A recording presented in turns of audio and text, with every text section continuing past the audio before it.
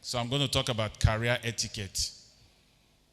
So there are so many things that are obtainable in the workplace. I will talk about these few, and as I remember others, I will talk about them.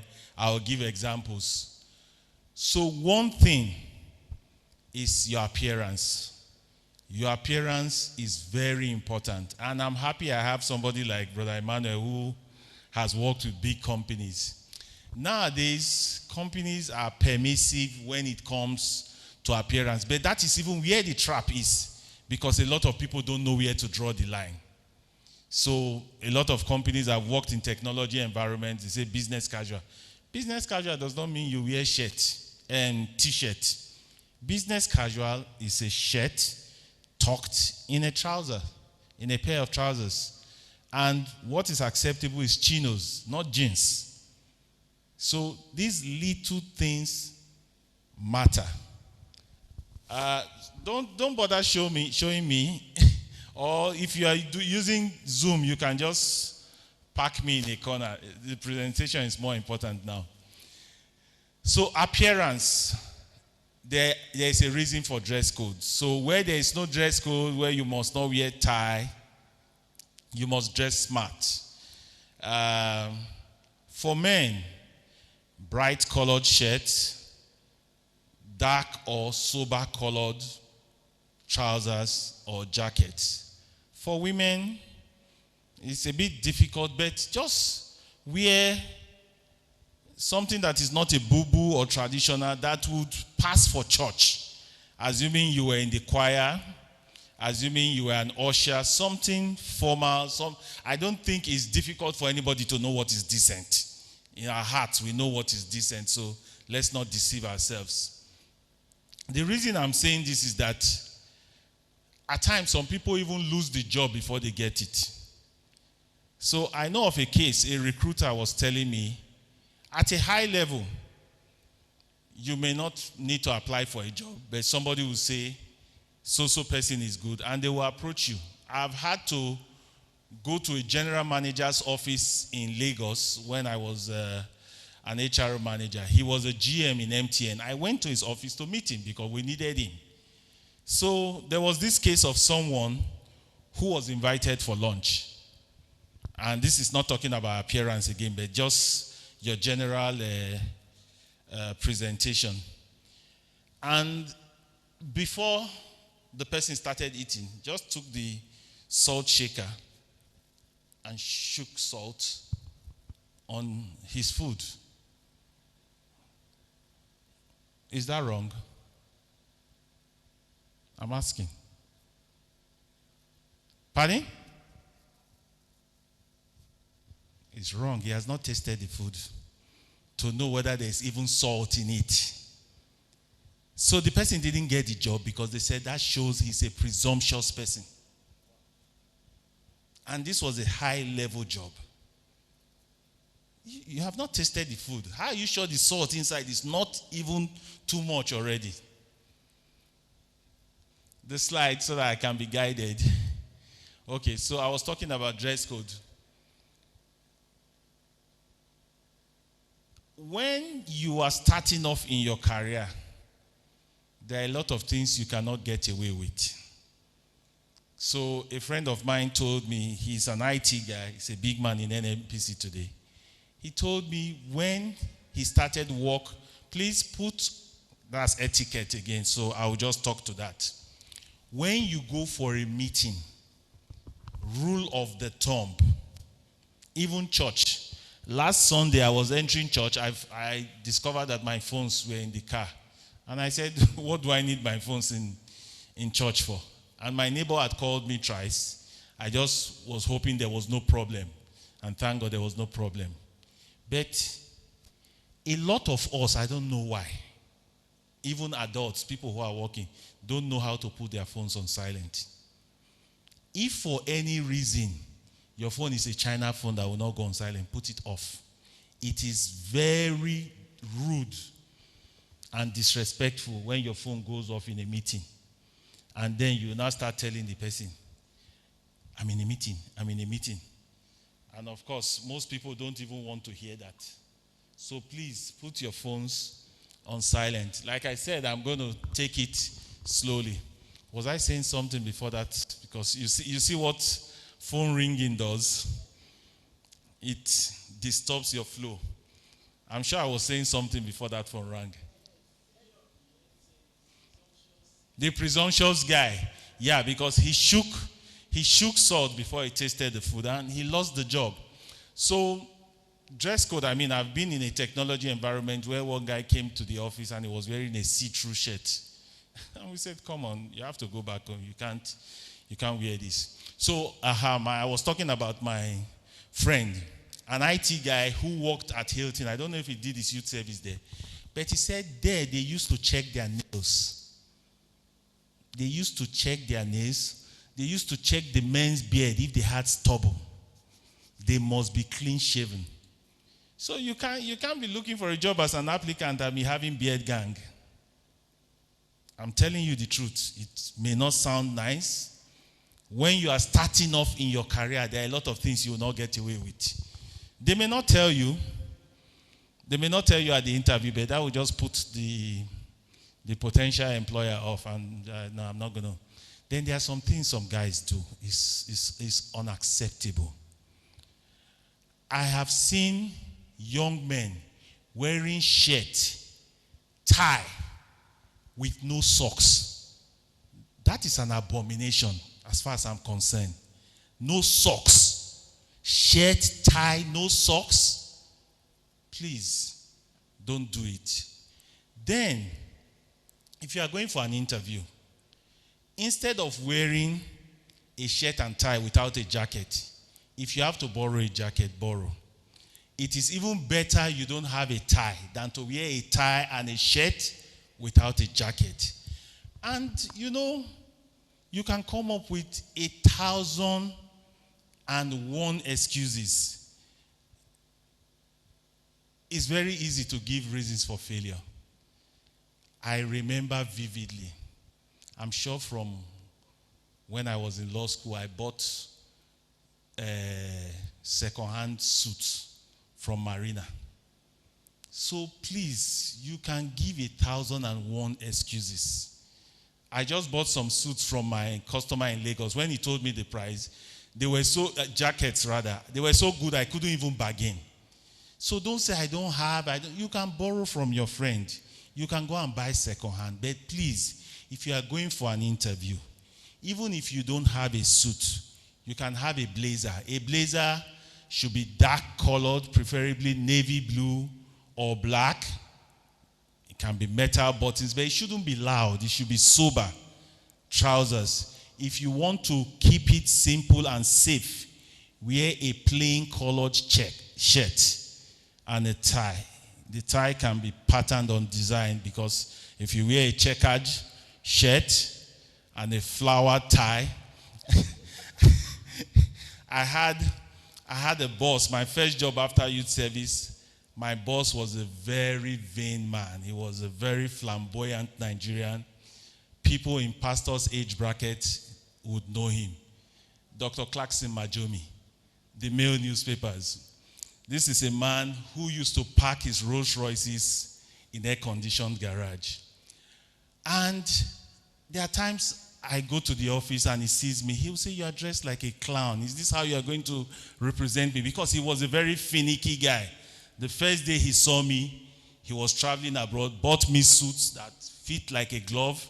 I had never bought suits before. I was only sewing. And I had to abandon my suits with Baba and Surulere. So please, your appearance is important. I can talk a lot about the guys. I'm not an authority for women, but let's just go under the cover of decency. Just assume you are going to church, you are in the choir, and you are leading praise and worship. You don't want to wear something that would distract the congregation. So we've talked about appearance, and there's a room for dress code. So guys, you're going for interview, shirt, trouser, tie, and a jacket. I would rather you don't have a tie and you have a jacket than you just wear a shirt and tie. Take care of yourself. I've talked about grooming. So your nails, You shouldn't have a mouth odor because the people you are talking to. Then, this is something I find very common among young people, body odor. Maybe because I went to boarding house and I went to a mixed school, we would bathe at least 2-3 times a day. We would freshen up. We had perfumes. We had socials night. Deodorants are not expensive. You say you don't have money, but you have money to buy data. You're always on Instagram, always on Twitter. So if you want to give excuses, you can give excuses till Jesus Christ comes. So please, if you shave your armpit, you shave your armpit very well. Even powder, you can. If you don't have deodorant, if you put powder, lime, yes. If lime and charcoal and the rest, they cleanse body odor. But assuming you don't even have a body odor, but sweat builds up, or maybe you're on the street doing stuff, even dusting powder and the rest. So don't go into an office and your smell hits them in the office. And nobody wants to work with a fellow employee that is smelling in the office and they'll be spraying air freshener. You know, you come into a room and people are spraying air freshener, then that's not necessarily a good sign. They are not welcoming you. So please make sure you take care of yourself. I mean, for both sexes. Then respect your employer's time. I find out that, especially in Christendom, we are very irresponsible. You quote Bible, a laborer is worthy of his wages and the rest. So the employer is not worthy of his time. I know employers who are struggling to pay salaries. In fact, this morning as I was preparing, I remember one of my former bosses, and I always tell my wife that this man is not blessed with employees. When the lockdown started, he proposed 50% salary to his staff instead of laying people off. And some guy who was already leaving had put his notice, instigated the staff who were still left behind that, no, we can't accept 50%. And they forgot that this guy was on his way out. They followed him. He said, okay, I'll pay you 50, but I can't keep everybody. So half of you should go. So respect your employer's time. The time you are in your office is not time to read the Bible. Pastor is here. I'm not here to preach. It is not time for you to read the Bible. You can read the Bible at home. If you get to work, you want to pray, you can do a quick, no ceremonies, because the workplace is a secular place. So please respect your employer's time. Don't say, I have a program. Your employer is not interested in that. He's interested in getting value for what he or she is paying you. And no employer is in the business for charity. So that attitude that we have that, oh, you've employed me, you must pay me, is wrong. Because if the man can no longer sustain it, he will ask you to go. So when you are in a place, try and feel the pain of the employer. Try and make contributions. Try and add value. Try and justify your pay so that the man or the woman will not think he's wasting his money. This slide, please. Keep your business and personal lives separate. And one of the things I want to say about respecting your employer's time, don't engage in office gossips. It is extremely dangerous. If you are not happy in the place where you are working, you can't stomach it, just stay at home. Because if you are coming there unhappy, it will show in your performance. And at the end of the day, you'll be asked out. So don't engage in office gossip. I have a friend who was quite senior in the bank, like number 3 or so in his department. And a very close friend of mine had gone to talk about the boss with a junior colleague. And that junior colleague went to tell the boss. So he was suspended and there was a hold on his promotion because he was not worthy of by what he did, he was not worthy to be promoted beyond where he was. He was even lucky he wasn't demoted. And some years down the line, he lost his job because he had been stationary for a while. So please, don't engage in office gossip. Just do your work. Just go there. That's what the employer is paying you for. Go there. Don't engage in office politics. It won't take you far.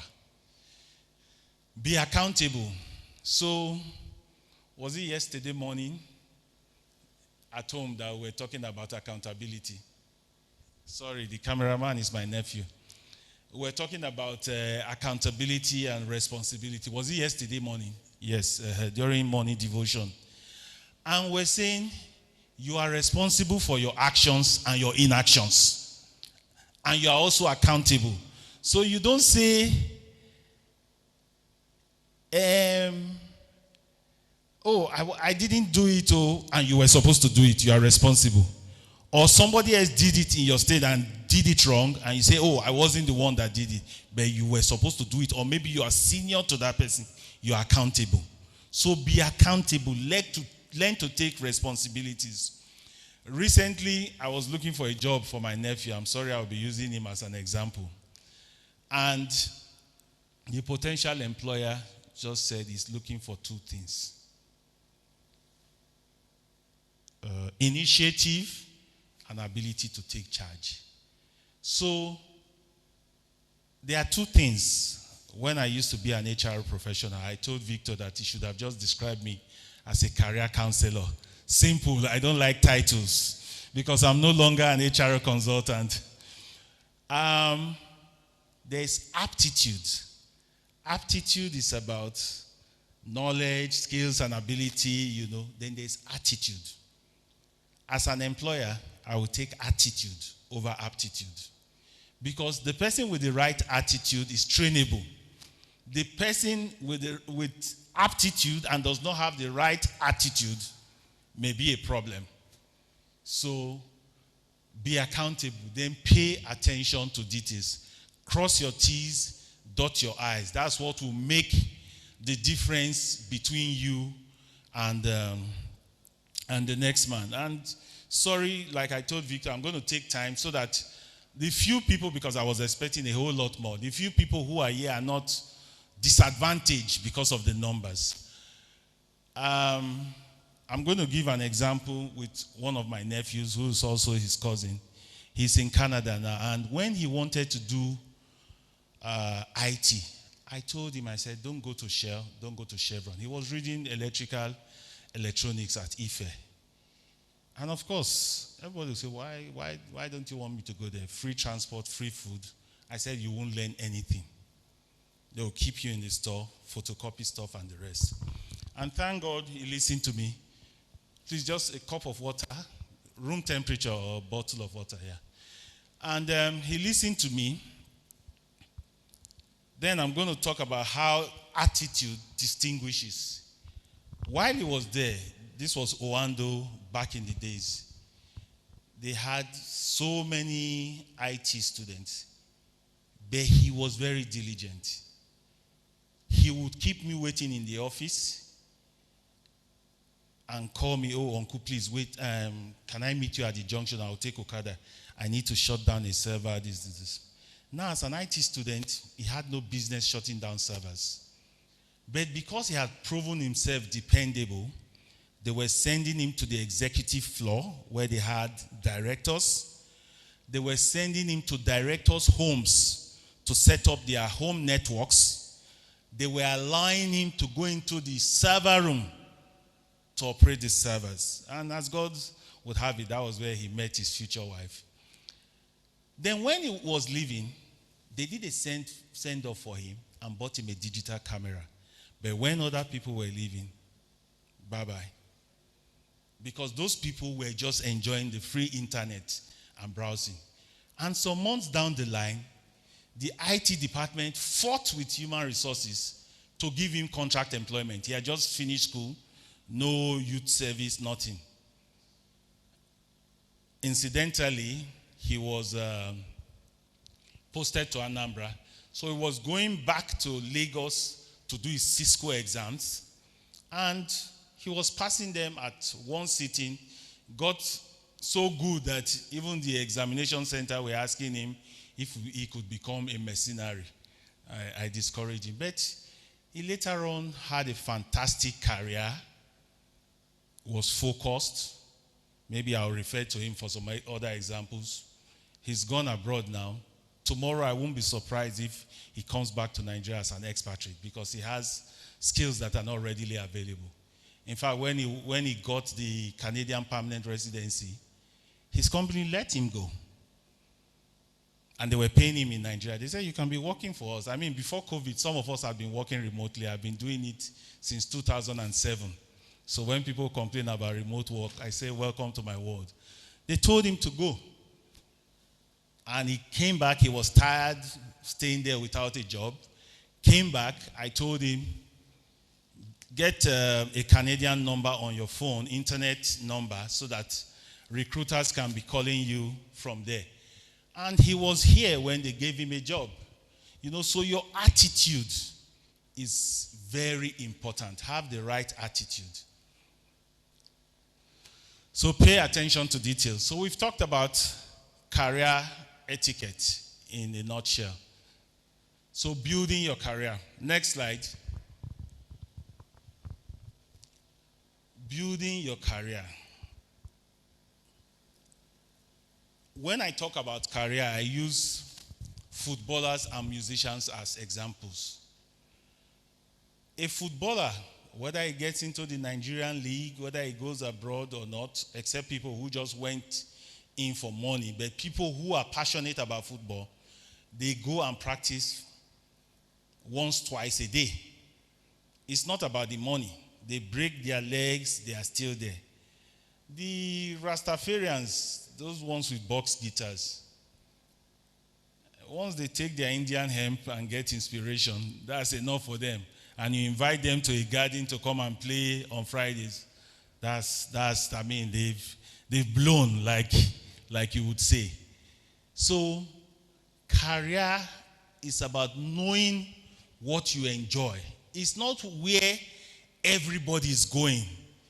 It's not what seems glamorous. You have to take stock. You have to be true to yourself. There are other presentations where we'll talk about it. Then build a professional resume or CV. So what is a resume? It's just a summary of you, what you've been doing. And it doesn't matter if you are a fresh graduate. The irony is that there are templates on the internet, even on Word. If you click on new template, you'll see graduate CV, graduate resume for fresh people. So when you are a fresh graduate, what you highlight is your education. But when you are experienced, your education comes down because it's your experience you are selling to potential employers. And I think we would have that another day, because Brother Emmanuel brought me here 8 years ago to talk about CVs. So we would have a session on that for another day. But there are some things that you shouldn't do. Your email address should not be rosieforreal@yahoo.com. So 1990. It's not professional. Just use your name. solomonafun@gmail.com. Keep it short and simple. That's how the Americans talk. Keep it short and stupid. If you use simple English, it doesn't mean that you can't speak English. But when you now go and use big English, that will put you in trouble. Like, there's one very funny example that I use. And when people hear it, they first shock because it sounds like a derogatory word. A friend of mine who is a journalist and even a communicator at one of the telecoms companies said his uncle, he had an uncle who was always using English out of context. And he accused somebody that, that man is a very promiscuous person. So my friend's father, who was a head teacher, was taken aback. That's a very serious allegation. You mean he's promiscuous? Yes, he's always promising and failing. So, in order not to put yourself in trouble, just keep it short and simple or short and stupid. Don't do anything. All those designing of CV, colors, putting your picture. Who wants to see you? Maybe the person sees your picture and you don't have favor. That could be the end. It could be dead on arrival. So when I was in human resources in one particular company, we used to joke that we see CVs in our sleep, because we had CVs. Then we were taking CVs in hard copies. We had them in Ghana Must Go, several of them, and it would only take a CV that had been properly done, concise, that would be attractive for you to shortlist. And if you don't have like a career goal stated in your CV saying this is what I want to do, it could just be lost in the bunch there. Then assume full responsibility for your career. One of the best advice I got in life was when I went to Lagos after youth service, and a big brother of mine, a big brother figure, now he told me, he wouldn't remember it today. And he said, Solomon, don't come into Lagos or don't start life with the attitude that, oh, you don't have anybody. And I still remember that till tomorrow. Take responsibility for your career. Don't blame people, oh, I'm not from a rich family, I don't have connection. Isn't God the best connection to have? So please, assume responsibility for your career. Then, set high standards for yourself. Don't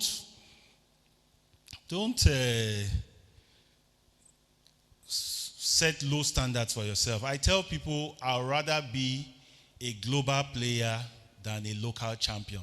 So when I do my professional exams, I don't do local certifications. I do global ones for as long as I've been doing them.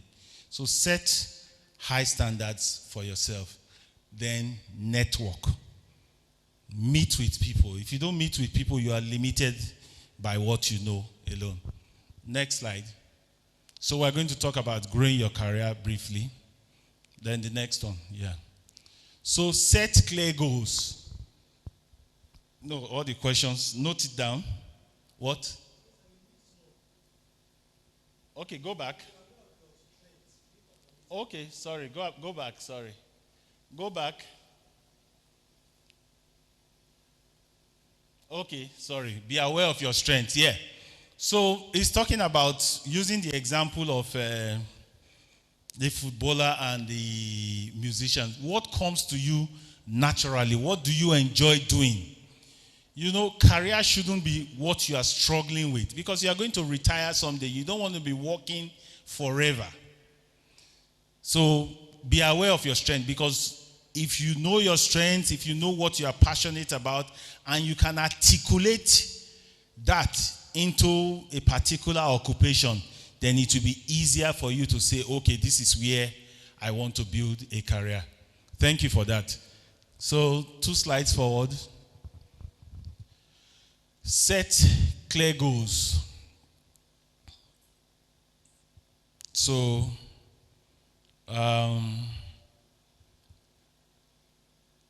how many people are accounting graduates here?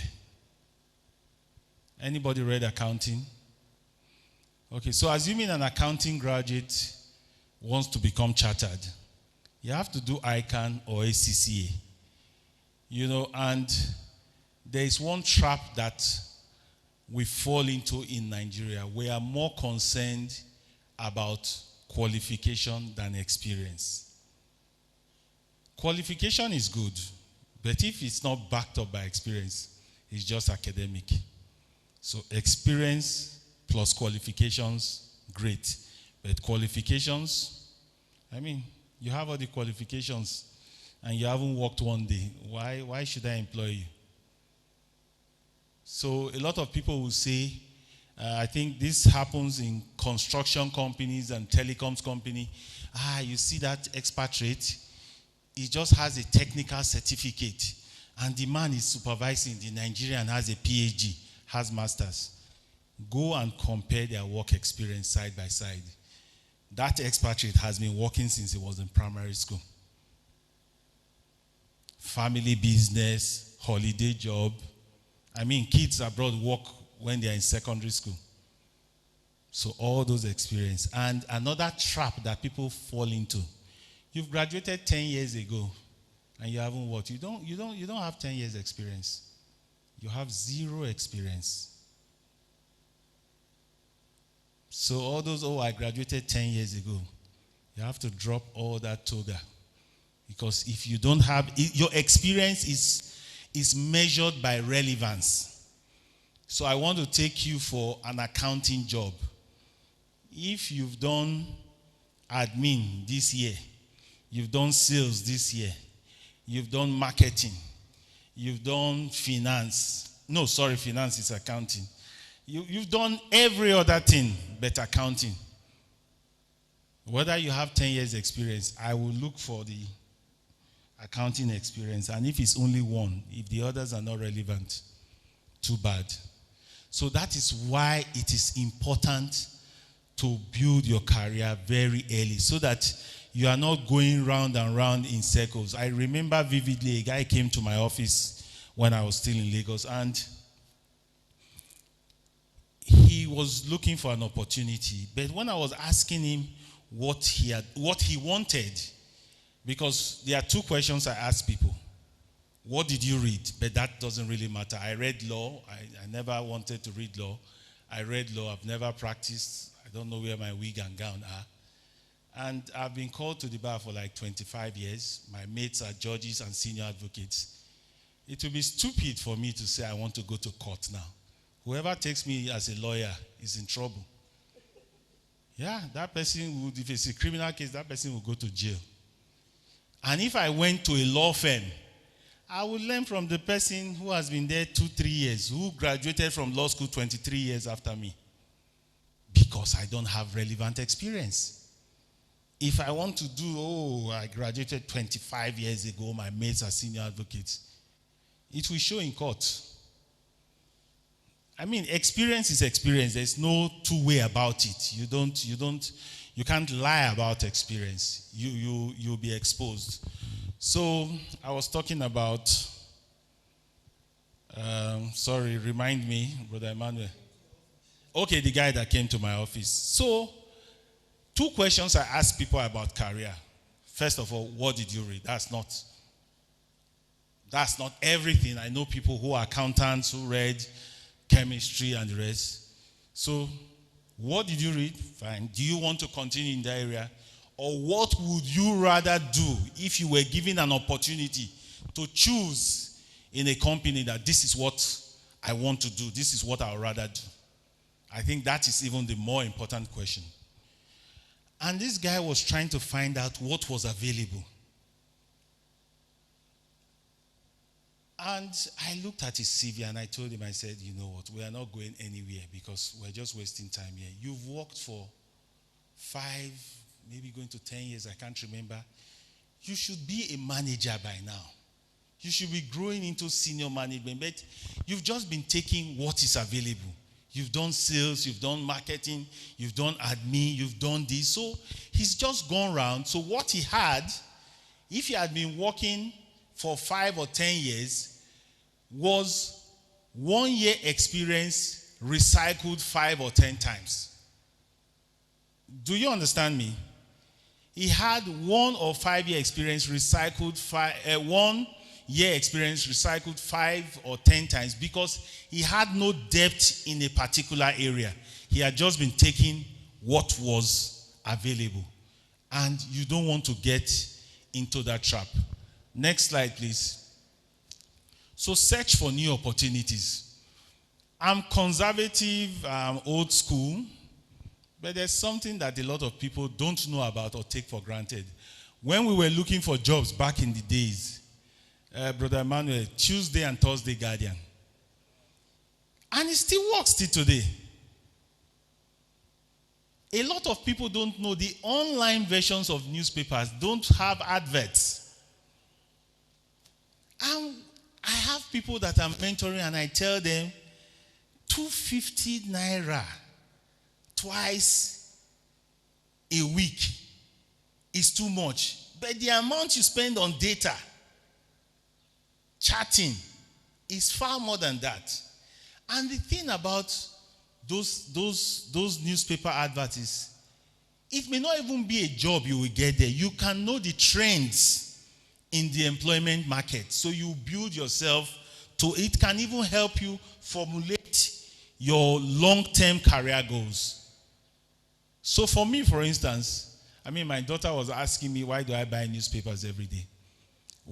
when I was in human resources, I look for vacancy, not for myself, but for other people, because a lot of people are looking up to me as if I have jobs on a shelf to just take and give them. So I'm in public procurement now, and I look for opportunities, adverts for tenders and the rest. And it is only in newspapers that you can find them. You hardly find them online. If you find them online, you have to go and subscribe to some particular website. So Tuesday, Thursday, Guardian, you can't go wrong with those.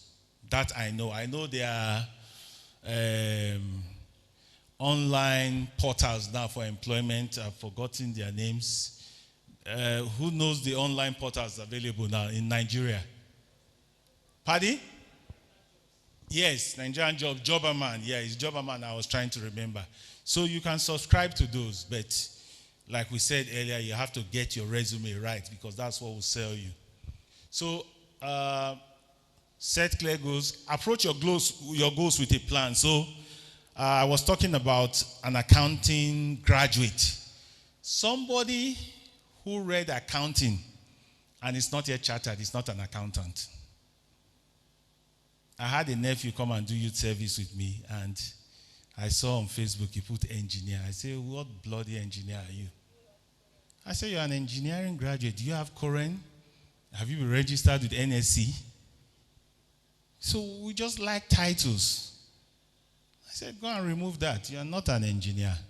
So you're an accounting graduate. If you like, you have a master's, PhD in accounting. You are not chartered. You are not a professional. So he's a lawyer that hasn't gone to law school. So approach your goals with a plan. What am I saying? You need to get chartered. Okay, I do the first level this year, do the second level next year. Search for new opportunities. I've talked about newspapers. Then discuss your career goals with a mentor. A mentor within the profession you've chosen to build a career will be very ideal. Then take stock of your progress, keep track. And procrastination is very dangerous. I'm guilty of procrastination. There are a lot of things I ought to have done and I've still not done, but if you are just starting, it's better not to pile it up. Thank you very much. So like I said, this presentation was done to suit the theme for today's breakfast meeting. I have some presentations from as far back as 2007 that I think are relevant. I will rush through them. There's one about potentials and talent.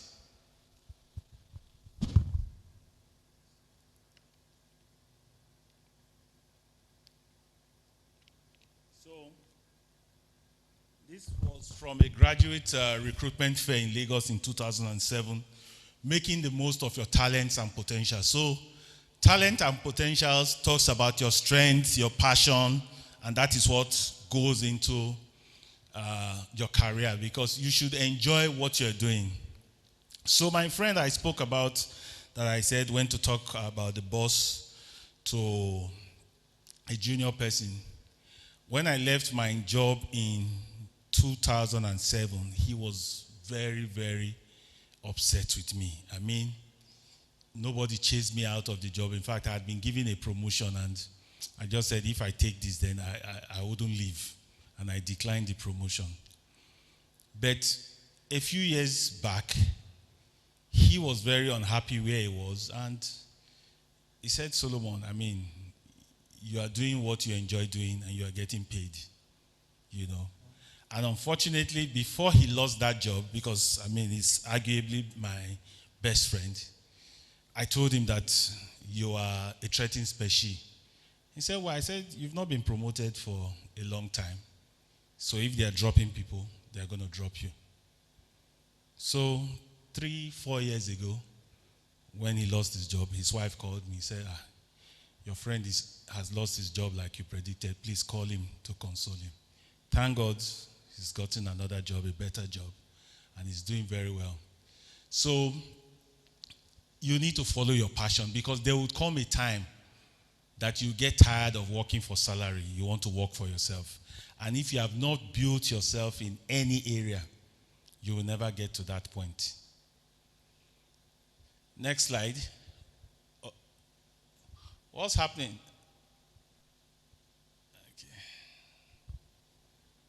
Okay.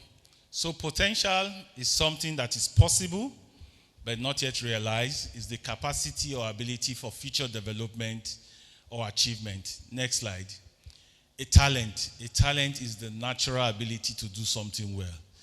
There are some men or some women, they just love to cook. They can conjure anything from anything. And if such people are chefs, I mean, they will have delicacies that are not in any restaurant's menu. Next slide. People cannot find their missions until they know themselves. So you see why I said this presentation, even though it's 14 years old, is still relevant, because in my presentation for today, one of the things I said is know thyself. So you have to be true to yourself. Nobody can choose a career for you. Gone are the days where our parents say, oh, this my daughter will be an engineer, this one will be a doctor, this one will be a lawyer. That time has passed, where parents try to live their lives through their children. Now, you see a child's strength and you support that child. I mean, I met a friend recently at my neighbor's house, and he felt his father was wicked because his father wanted him, I don't know if he read that Greek, but his father wanted him to be a farmer. So he just couldn't understand. And he said he wishes he had keyed into his father's vision earlier. He would have been a very, very wealthy man. And his father told him that when you were a child, of all my children, you were the one who was always planting things around. Farming in the compound, just playing as a kid. And the father had seen that in him. And today he's a farmer. He's a farmer of sorts, because he consults for farmers and the rest. He's not a subsistent farmer like you would say. But he says he wishes he had started earlier. He had keyed into the vision his dad had for him. He would have been better off. Next, please. I don't know what's happening with our monitors. Is this the next slide? Okay, next. Next, please. Okay, so seeking a job or seeking an opportunity to build a career. So I just want to ask, how many of us are still in school here? How many of us are still in school? Is there anyone still in school? Please don't be embarrassed. I mean, I know what I'm asking. So, university, what level? What are you reading? Economics. What about you? Pardon? When you go for an interview, you have to be bold. You have to speak out.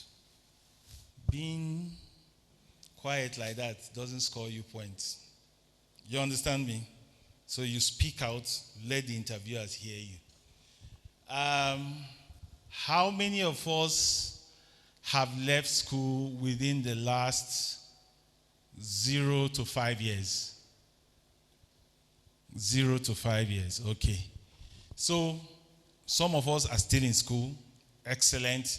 Some of us have left school. Some of us have gained experience. Some of us have not gained. There's something I tell people, may not be pleasant, but I think that is the trap a lot of young people fall into in Abuja. Some of us our parents have been civil servants, and they've indoctrinated us that civil service is the only way. Some people feel, oh, civil service, there's security of employment. Nobody will just look at you and sack you. But my question is I'm hitting the right chords. My question is, I know people in this Abuja who have been waiting for that civil service job 1 year to 5 years to 10 years. It comes fast. I mean, 8 years ago I was here, this church wasn't built. I had barely been in Abuja 2 years then. So I want people to open their minds.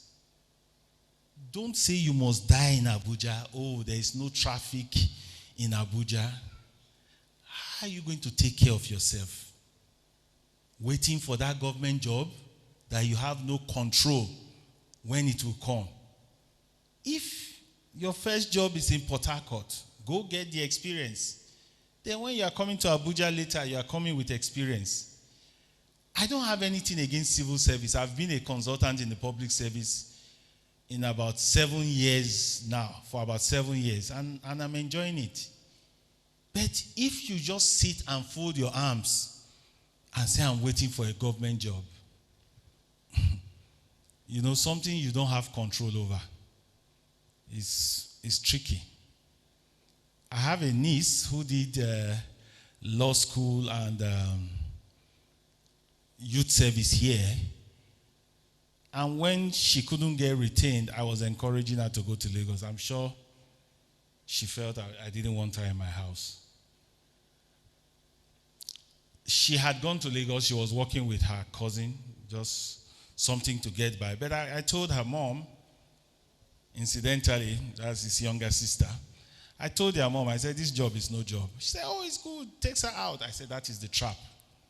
It takes her out. She won't have time to look out for other jobs. So she has to have a terminal date for that. March last year, before the lockdown, I went to Lagos and I had a very busy schedule for 1 or 2 days. So I said, okay, come attend meetings with me and be taking notes. So when we had breaks, I was telling her about, leave this temporary job you are doing and get a proper job. As God will have it, I went to see my wife's former colleague. And when he saw her, he said, oh, this lady looks like Sandra, your wife. I said, of course, it's her niece. Her mother is my wife's elder sister. So now I said, what are you doing? Are you in Lagos or Abuja? She was confused. She didn't know what to say. And as God will have it, all the things I had been telling her that day, the guy started reeling them out. And this is a guy I had not seen forever. So to hold myself from interrupting the guy, I just walked away. And she said, Uncle, all the things you've been saying since morning. I said, thank God. Luckily, she got a job and she came to Abuja to pack her stuff. She went to church that weekend. And with every sense of humility, when she came back from church, she said something. She said, Uncle, the young people in church are wasting. Because she had seen things in Lagos. So please, I am begging you. You can apply for that government job while you are in Lagos or anywhere. But don't sit down here waiting for 5, 10 years for a government job that you don't know when it will eventually come. Like I told you, if you left school 10 years ago, doesn't mean you have 10 years experience. You are on the same pedestal with somebody who left school today. In fact, you are worse off because if they are using age limit, you would have crossed age limit. Most employers, for fresh graduates, they don't want to go beyond 26 years. It's true. Look at the advert. Oh, now, okay, so I'm even out of touch. So please get something doing, and I'm going to talk about volunteering and other things. So I just want to make sure we are not jumping slides. Okay, recent graduate. Next slide, please. So think not of yourself as the architect of your career, but also the sculptor. Expect to do a lot of hard hammering, chiseling, scraping, and polishing. So you see where all these presentations are connecting. The previous presentation, I talked about taking responsibility. So this is talking about taking responsibility. You are responsible for your career. Forget whether you have a father. Me that I'm standing in front of you, my father died when I was in SS2. So when I read law, even though I didn't choose law, at times I just imagine if my father was alive, he would have borrowed to have a lawyer. I mean, I'm an Urobo man, and we do a lot of land cases. So law for us is a prestigious profession. We had the earliest senior advocates. So at times I wonder what would have happened if my father was alive when I went to school. He would have been so proud. So forget whether you have. I went to school by community effort.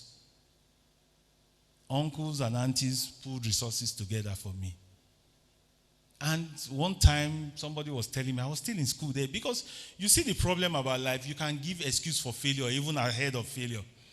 And somebody who was from a comfortable background, his mother could pay his fees, and they were saying, oh, you are lucky people are supporting you. I said, the people have seen a need to support me now. They know that if they don't support me, I can't go to school.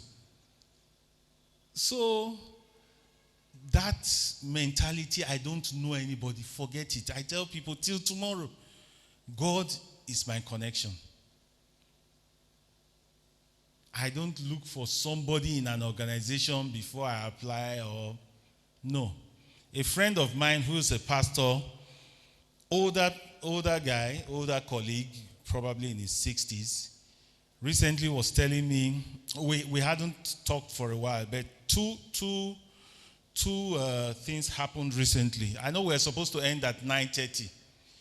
Brother Victor, is the food takeaway or we're supposed to eat here? Okay, so maybe after the last presentation, people can be eating and asking questions so that we save time. Because I know I've taken more time, but I just want it to be worth everybody's while. So this older colleague and friend of mine,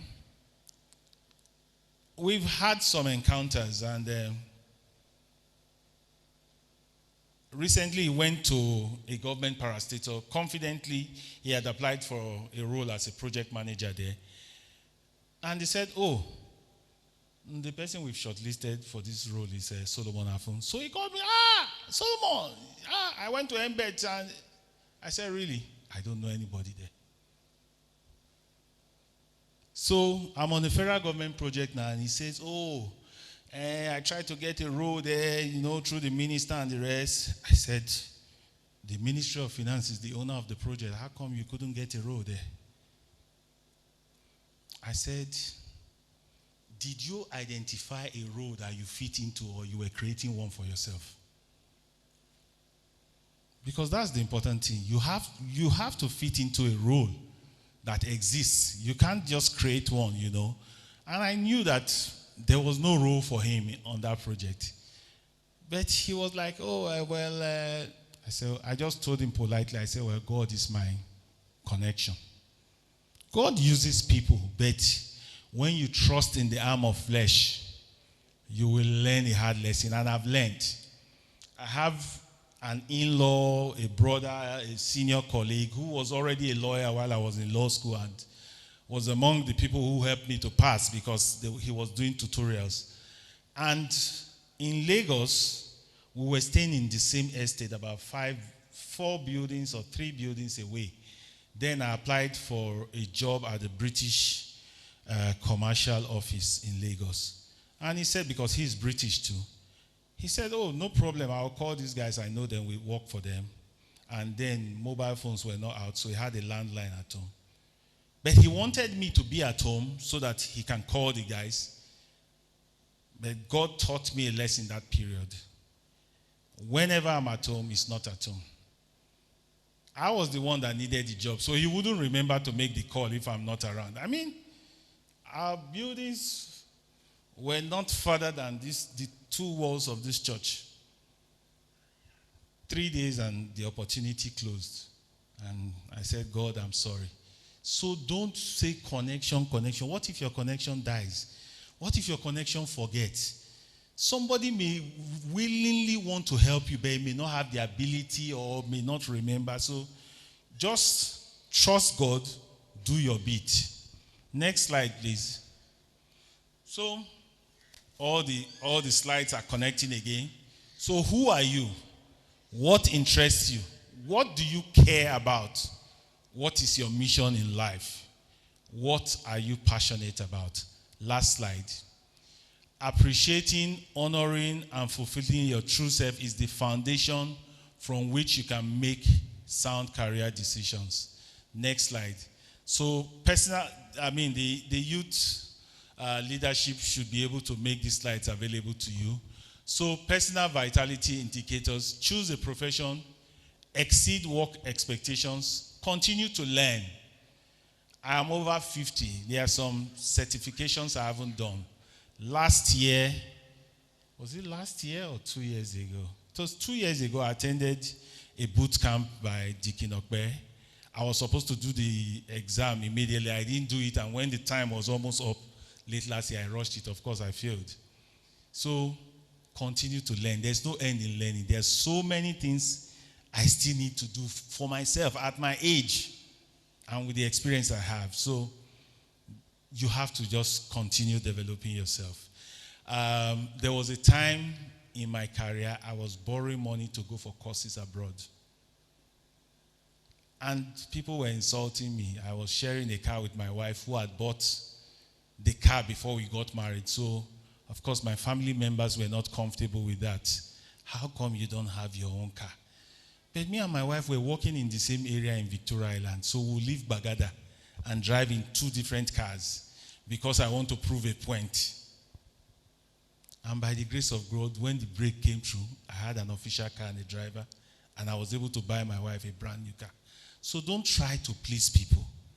Do what is right. At that point in time where I was borrowing money going for courses abroad, I had no furniture in my house, just the dining also.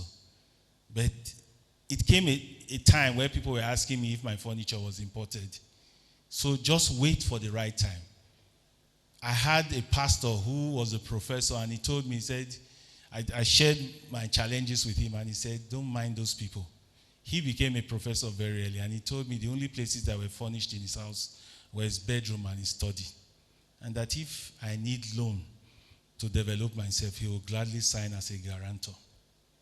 So if you develop yourself, forget about your present employer. Another employer will see the value in you and would take you. Appreciate differences. Life, where we can't all be the same. So don't expect your friend to be like you. Don't expect your colleague to be like you. That's why there's something called diversity. Use information technology. Anything you can get on Google, for example. Demonstrate mastery of a chosen profession. You can't be a jack of all trade and master of none. Initiate work projects. Come up with suggestions, add value to the workplace. Then work closely with customers. See the customer as the person paying your salary.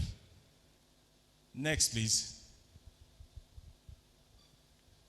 Use these indicators as ways to begin your professional development. Talk with friends, colleagues, or mentors about ways to make these behaviors a reality.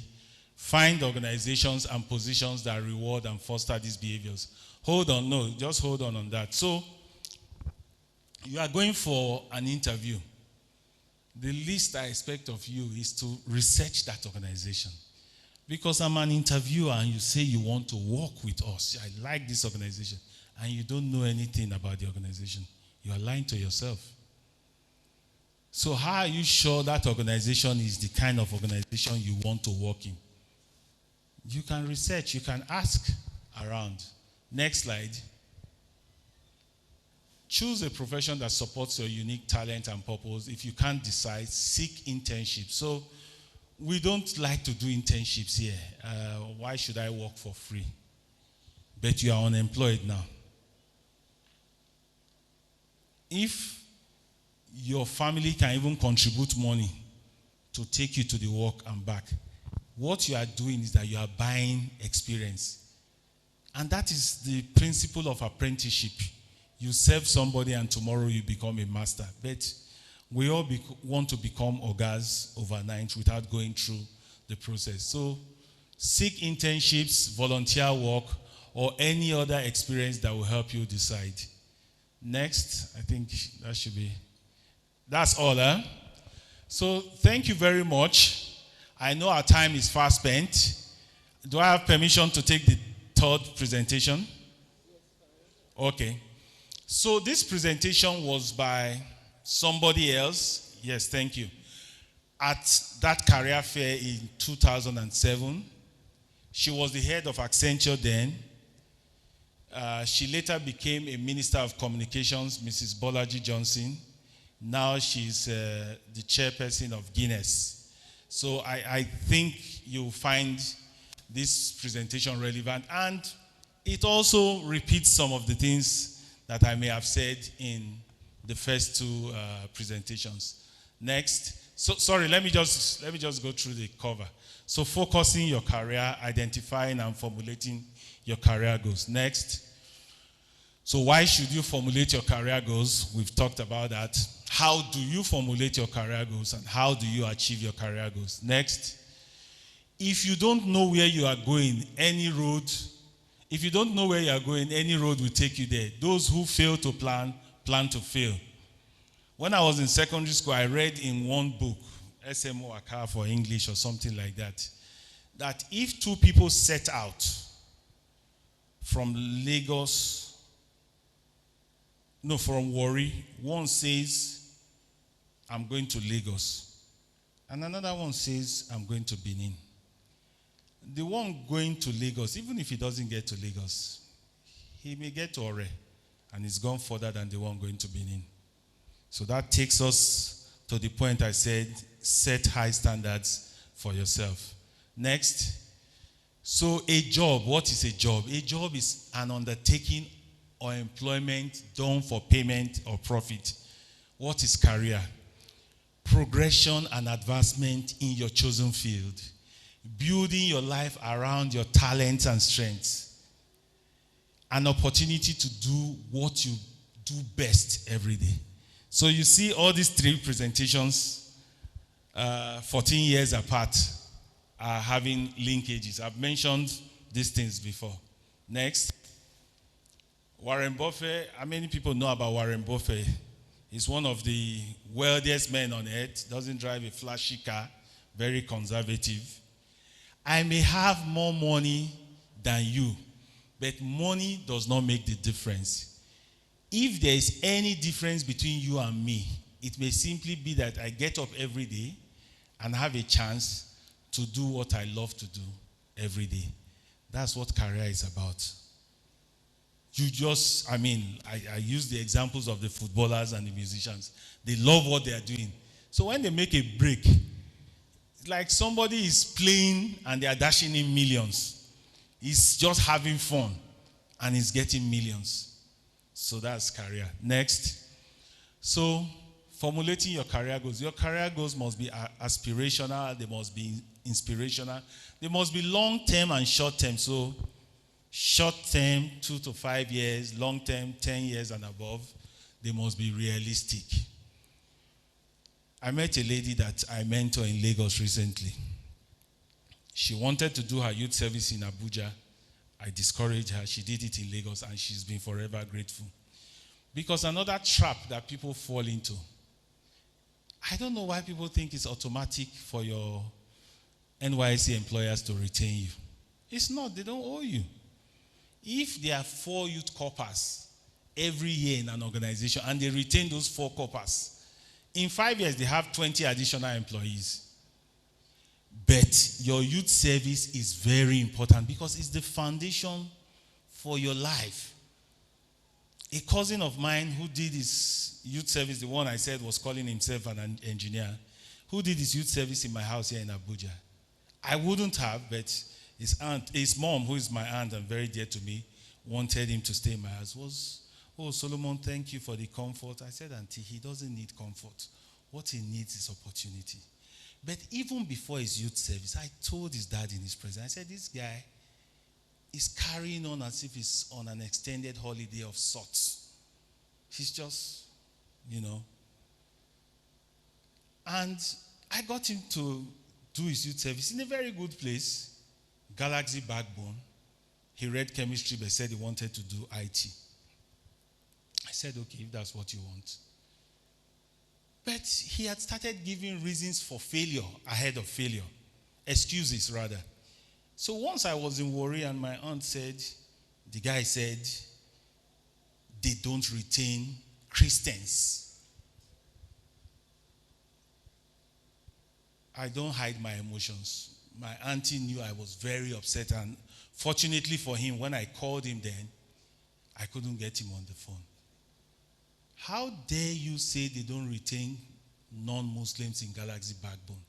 My friend who helped you get that youth service slot is an executive director who could become an MD and is a Southern Christian. So what are we talking about? Then another time, his father said, because he was working at the secretariat, he said, the job is... he said the job is very stressful. He's always climbing stairs up and down. When the father saw my reaction, of course, he changed, because I said, really? He's getting experience and he's complaining. He stays in my house. He sees what my wife and I go through at our age and with our experience in life. Well, luckily for me, he didn't get to be retained. Unfortunately for him. So he went back to where his dad said, there's no need staying in Abuja, come back home. And 4 years down the line, he hasn't gotten a job. And when I see him now, I say, those things I used to say, do they make sense to you now? He says, yes, sir. So that was the time he needed to lay a foundation for life, but he just felt, he was in his uncle's house, there was comfort and everything. Where are we? Can you go back? Okay, so your career goals must be authentic. Like I said, so be true to yourself. So you see, all these presentations are linking each other. This woman does not know me. We were just co-presenters at this event. But my presentation has some things here. Even the presentation for today has, be true. Nobody can choose a career for you. Be true to yourself. What are your talents? I've talked about that in my last presentation. Things that are innate to you, things that come naturally to you. What skills do you have? Things that you have learned over time. Things that you like doing. Things that you are genuinely interested in. What are you good at? What are your strengths? What are your weaknesses? So I was talking about the mentee I met in Lagos recently, and she said, she wants to go and do a master's in nursing in the UK. And you don't have a first degree. Somebody has done it. I said, okay. I said, do you know the school you are going to? No. Do you know how much the fees are? She was saying her mom is a widow, a civil servant with other children that are still in school. Even if they sold family property, with today that the pound to the naira is 700 and something, it won't work. I said, do you know you are better off going to the school of nursing and do 2-3 years there? That doesn't sound glamorous.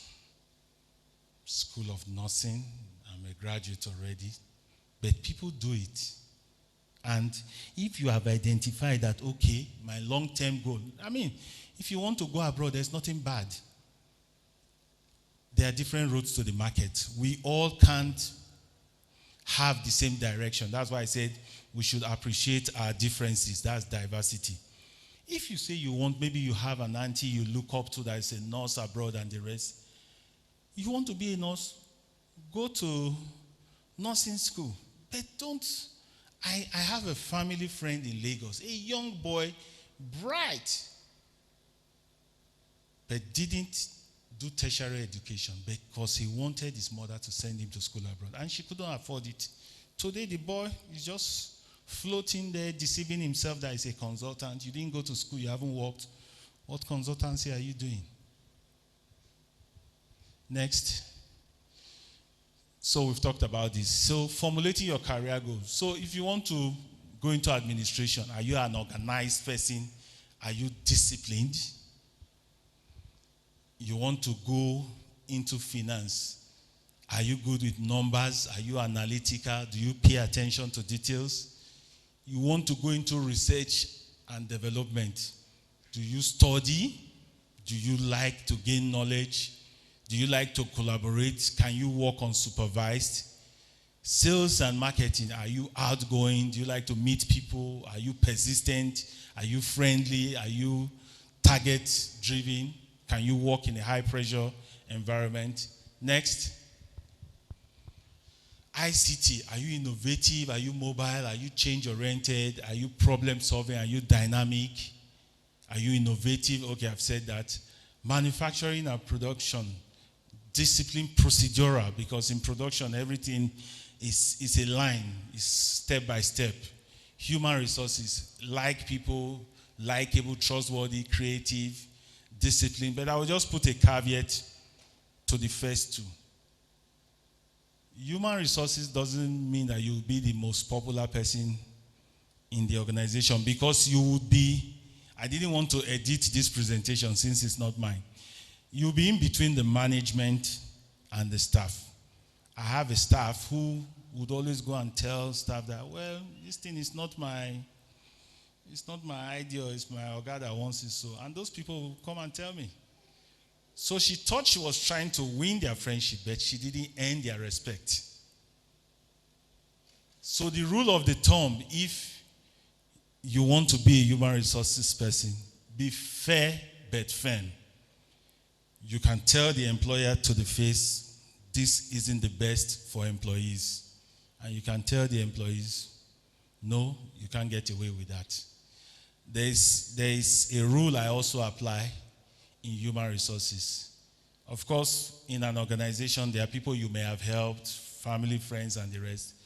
I'll be harder on you than the people I don't know. Because people know that we have relationships, and they'll be watching if I will treat you specially. So that human resources is not easy. Next. Sorry, my face isn't important, it's the presentation. So seek career counselors to advise you. Talk to someone who you think has had a successful career. May not be in yours, but preferably in yours.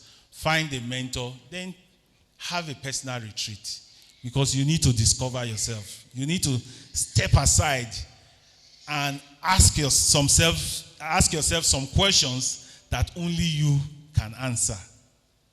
Next. To contribute my quote, okay, so read career goals. So when you see CVs, there are a lot of funny things. Like I tell people, just keep it short and simple. So you can have a CV for every opportunity. So this is a particular company, this is what they want. You tweak your CV to meet that opportunity without misrepresentation or lies. Between 2007 and 2008, I was in the UK on the highly skilled migrant permit. And even in church, people told me that if I did not tell lies on my CV, I would not get the kind of job I was looking for. They were right. But the thing was that, was I ready to do that? And it was strange to me, because I told them that in Nigeria we don't do that. Because if I don't know you, I will know somebody that knows you. And there were so many stories. Even I had a personal experience. I had gone to do the SAP certification in human resources in South Africa. And I went for an interview in Oxford. And the interview was so simple. But why did I not get the job? I had no practical experience. So that goes back to balancing experience and qualification. And the British Indian man told me, he said, Solomon, you're like a man who has bought a Rolls Royce but doesn't know how to drive, because it was a very expensive certification. But thank God I had another opportunity in Nigeria, and I quickly came back because I didn't want to default into being an illegal immigrant abroad. So we need to balance stuff. So these things, these career goals, there's no hard and fast rule about it. Seeking an opportunity in an organization where I can grow my career. Just keep it simple. You see some career goals, you even get confused. It's just copy and paste, to pursue a career that will grant me. Next slide. Next slide. So how do you achieve your career goals? Be prepared to take risks. When I left full-time employment, 2007, I had nothing that I was going to.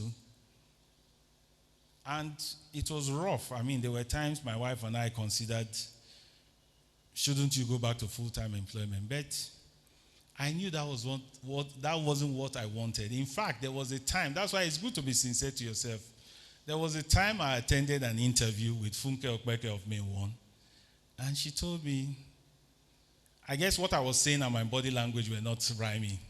She said, you don't look like, you don't come to me like somebody who wants to work. You just want to take it. You just want to take this opportunity. And she was right. I didn't really want to go back to the 9 to 5, but because I needed the finances. So be prepared to take risks. Self-competition, honest but positive self-appraisal. Self-competition is different from being competitive. Today, on the way to church, there was something we were talking about, and I was telling my nephew about a friend of mine in London. Christian, he won't take your 1 naira, but his kind of business is high-end business. It's into wealth management. So he drives a Bentley Bentiaga, which is in the hundreds of thousands of pounds. And this is a guy you would not find in a bar or a disco and the rest. And he told me, he said, Solomon, if I don't drive this kind of car, people will not entrust me with their money. And I was so excited with the car, did video call with my wife, took me home. In fact, it was as if it was my car. I told my nephew that when he drove somewhere in a filling station, I shouted at him and he apologized. But what am I trying to bring out? I was happy for him. I didn't go back home and have insomnia that my friend has a Bentley and I don't even have a brand new car. So compete with yourself. We didn't come to this earth at the same time. We are not going to live at the same time. We have different destinations. And that is my attitude when I drive on the road. Me and you are not going to the same place. Why are we fighting? And there's a testimony I share with people. One day around War College, a car was coming out. I can't remember if it was War College. I was like, okay, let him pass. I didn't know the guy who was driving was my secondary school mate who is an Air Force general. He wasn't wearing his uniform. And he called me. He said, Solomon, do you know I was the one you let pass now? I am telling the person in the car, look at the caliber of Nigerians I went to school with. Imagine if we had started fighting, slide, So this life is jeje. Like the Yorubas would say, surulere. Compete with yourself. Don't say your mate has done this, you haven't done this. I've found out that life is turn by turn. There are some people that were ahead of at a certain time, they've passed us. Some people that were ahead of us, we've passed them now, So compete with yourself. No, go back to that same slide. I haven't taken all the points. Winning versus trying not to lose. I don't know the context in which she did this. But, it's still under take risks. Don't be afraid of failure. There is something I've taught my wife, and I tell anybody around. I said, indecision is worse than a bad decision or a wrong decision. So if you just stay put and say, I'm not going to take a decision so I don't take a bad decision, it is worse than taking a bad decision. And I'll use two precedents. Obasanjo will take a decision, whether it's bad or not, he's taking it. Jonathan will not take a decision. At the end of the day, may take a bad decision. Sorry, I had to use those two examples. The road to success is rarely direct, so there's no hard and fast rule. But you focus, and you focus. I guess that's all. Thank you very much.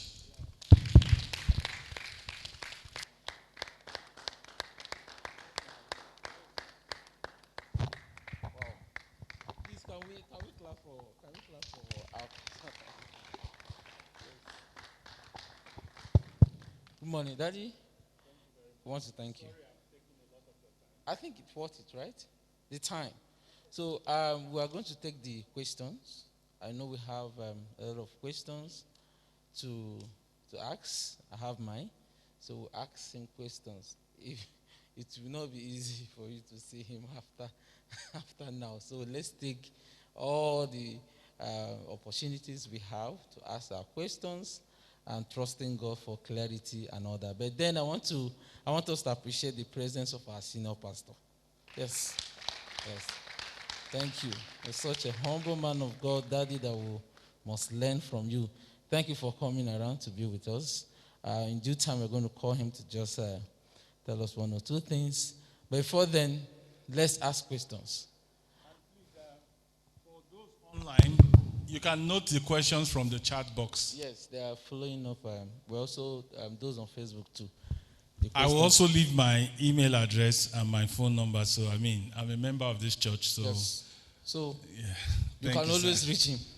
The phone number and the email address will be available. And the slide too, right, sir? Yeah, the slides are already. Okay, thank you. So we can post it and you get it and read. So do you have questions in the house? Physical questions before we go to the online? Or are we all... There's no stupid question. I also have a principle in life. You don't ask, you don't get. You ask for the most stupid things. The worst the person can tell you is no. So, okay. Feel free. This is a family meeting. You know, it's also a church member, so it's not that we have resources in the house. So, I have my own questions. Yes. Okay, well, no, I will have to take their own first. Thank you. Thank you very much for the opportunity, sir. My question is, I want to ask about this thing you are talking about, passion. Passion. Choosing a career that you are passionate about, rather. I want to ask, some people have of this opinion. I've heard many people say that, that thing you call passion is not, don't always go for anything or everything you have passion for. I need you to shed some light about that. I think that's another ideology, because I believe you have been in this field and maybe you might have come across such kind of ideology. Then two is about this thing about passion. Must it be that is it always the case that thing I'm passionate about must be something that comes easy for me? I don't know whether you get my question. No, let me take them one by one so that you can be sharing the refreshment so that I don't lose the points. I'll ask you a question, but I won't be expecting an answer. Is it easier to do something you are not passionate about? I'm not expecting an answer. You can answer that yourself. And the second question. That's why I want to be answering the questions immediately.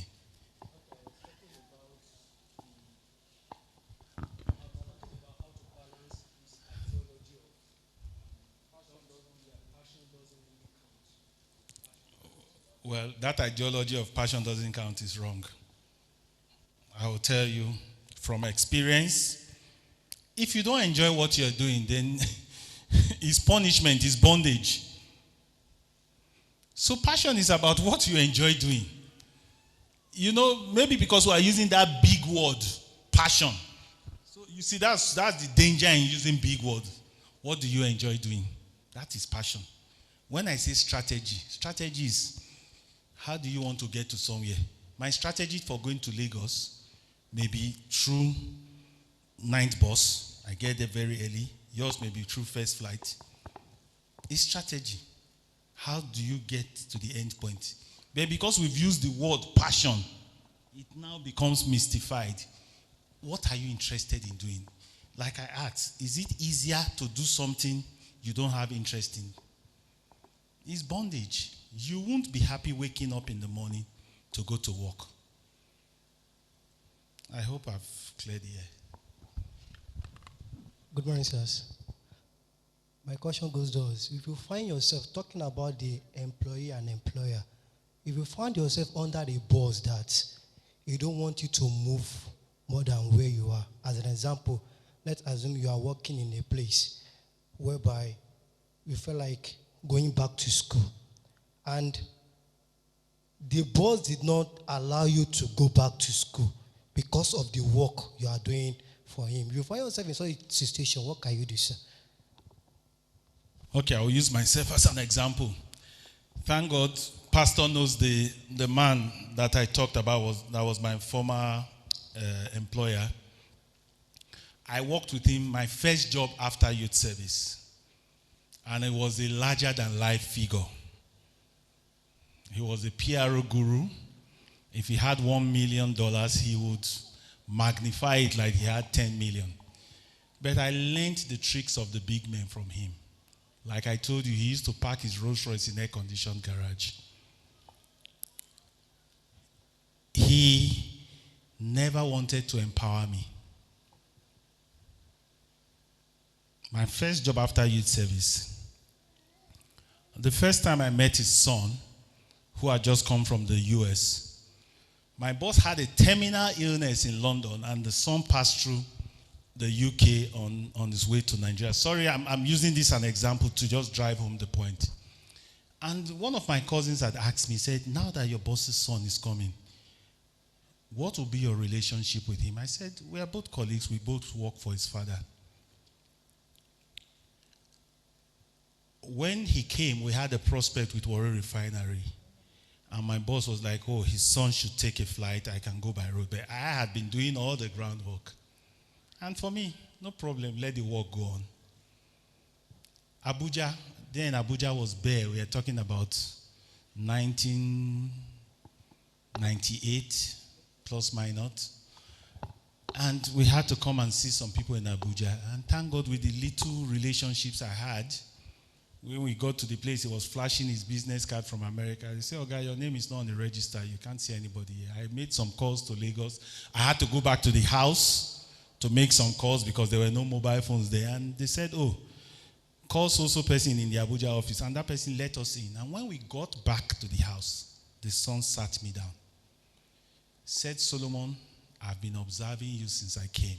We were about age mates. And luckily, we reconnected on LinkedIn recently. He said, I'm not going to tell you what my dad has told me about you, but take it from me, he's put you down to me.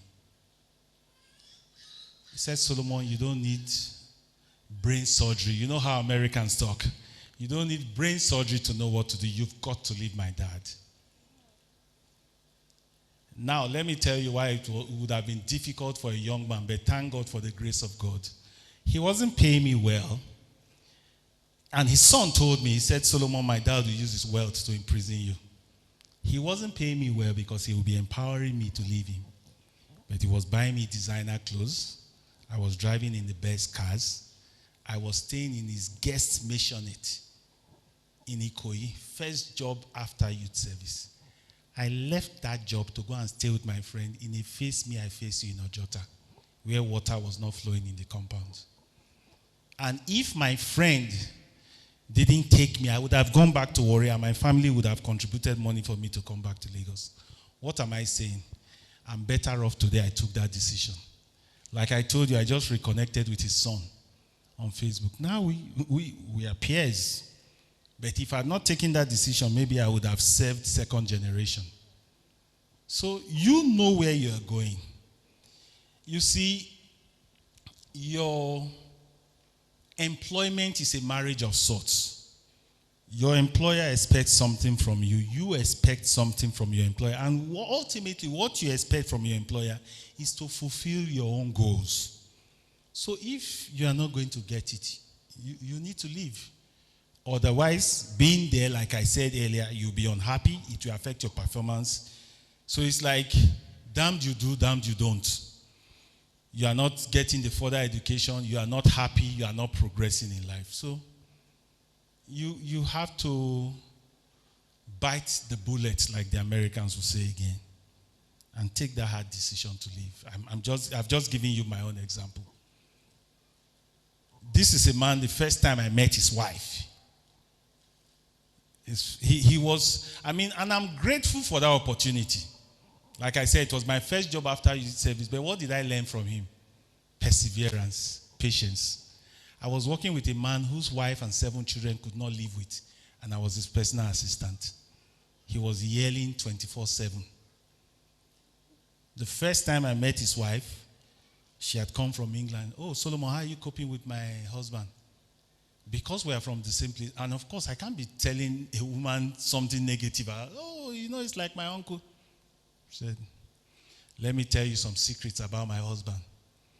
Don't tell him his car has been involved in an accident. You can tell him his child has been involved in an accident because of the premium he placed on his cars.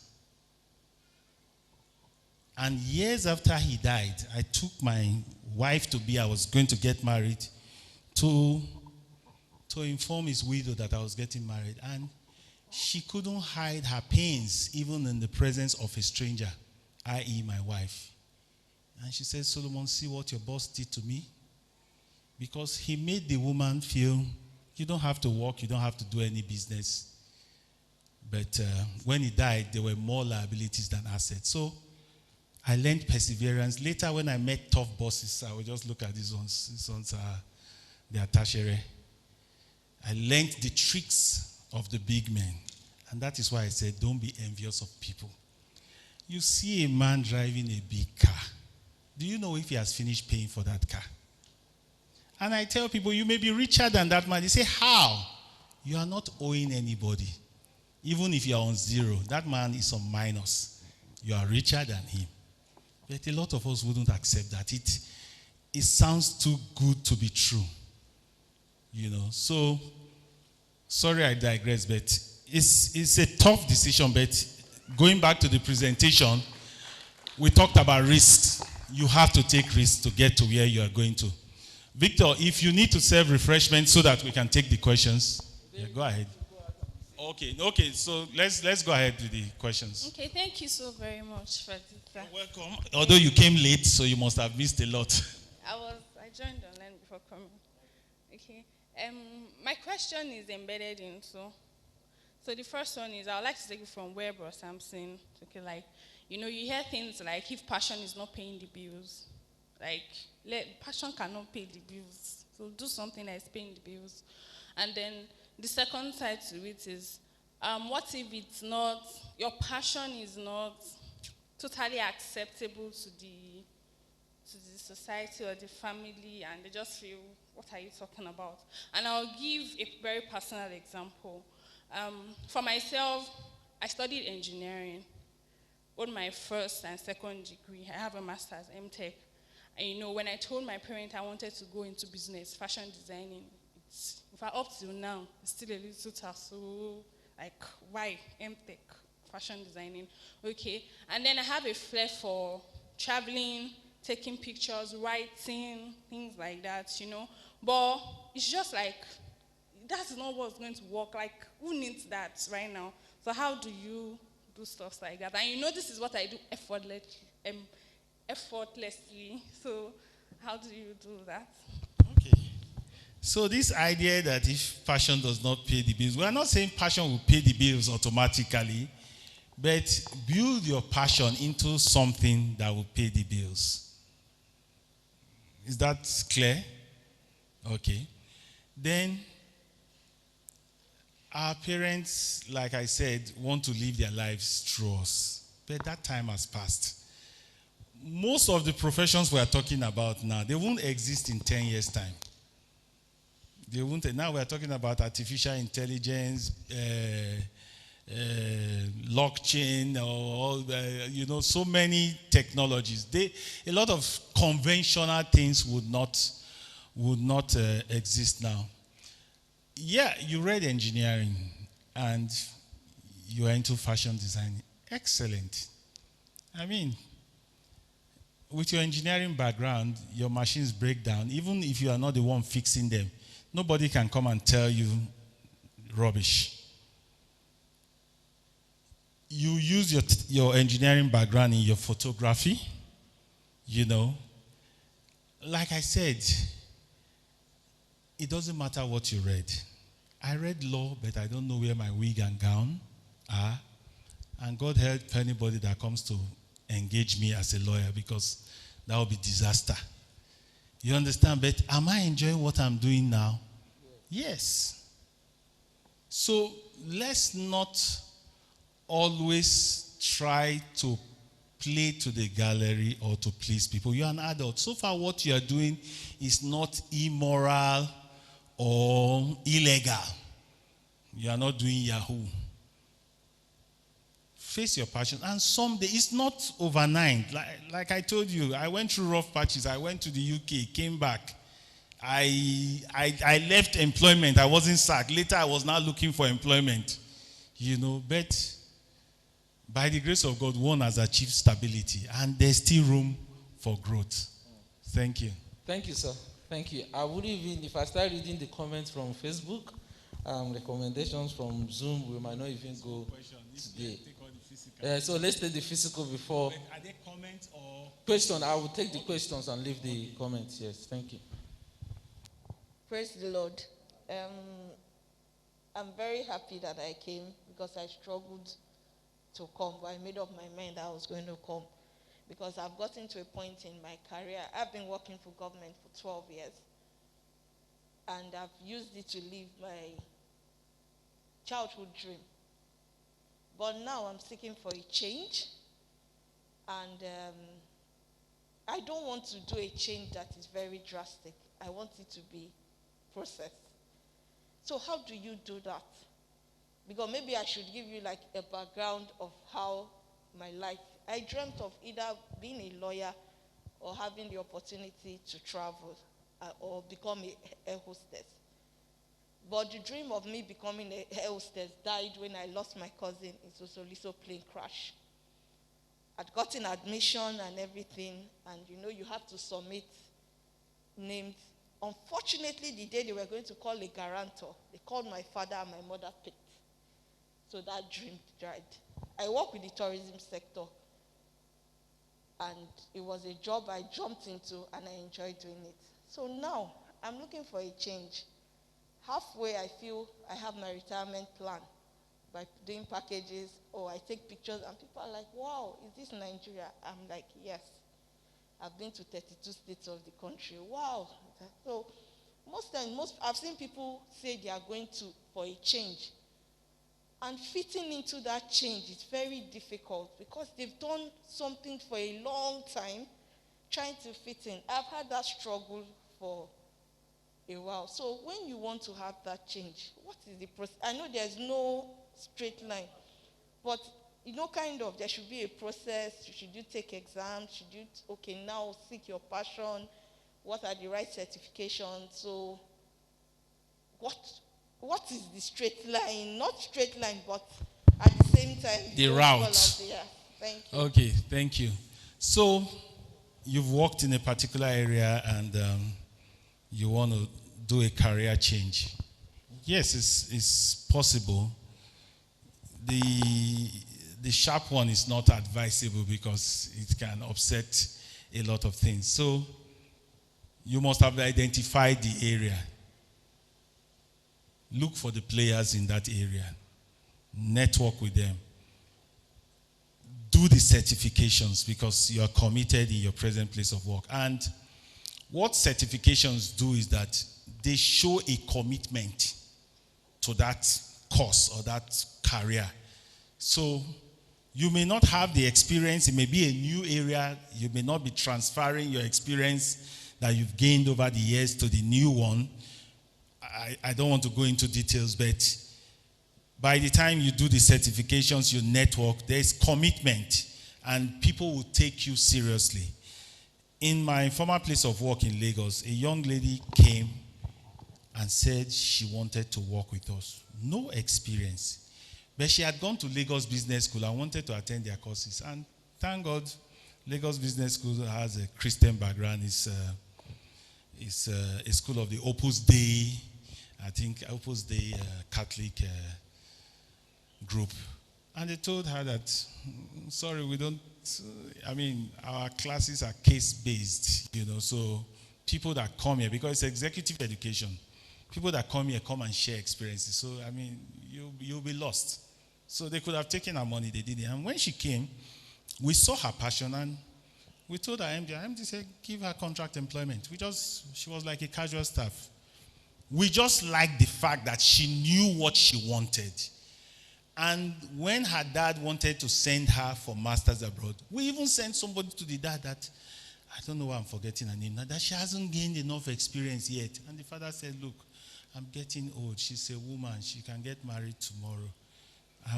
My health is failing. And we saw reason with him. He went and she went. We kept in touch. She came back. In no time, she was HR manager at Federal Palace Hotel. We went for our wedding and everything. So once you've identified that area, network.